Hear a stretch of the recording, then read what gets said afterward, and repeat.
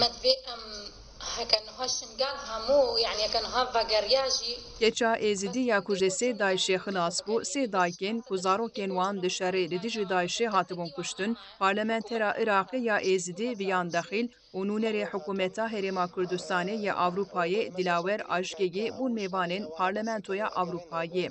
Di parlamentoyê de civînek hate darxistin. Di civînê de Parlamentera êzidî viyan dexîl behsa êrişên Daişê kir û wiha got. 5,000 Kurdên êzidî di destê Daişê de ne ku 3,000 jê keç û jin in. Çekdarên Daişê wan difroşin, dikirin û destdirêjiyê li wan dikin.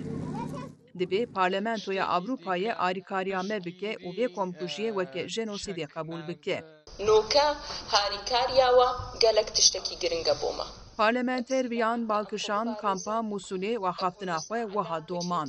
Di navbera 700 û 1000 zarokên Kurd ên êzidî de li Musulê di kampên Daişê de fêrî xwekujiyê û karanîna çekan dibin. Her wiha dibin endamên nû yên Daişê. Ew ne tenê ji bo me, ji bo hemû cîhanê gefin. هشتی ترمپلی گنده کوچو تاو خواندن Geça êzidî ya ji desê Daişê xilas bû ku navê wê Dilyarê jê axivî û wiha got.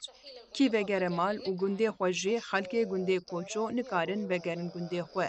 Ji ber ku erebên gundê Koço bi me re xayîn derketin, wan heştê zilamên gund kuştin.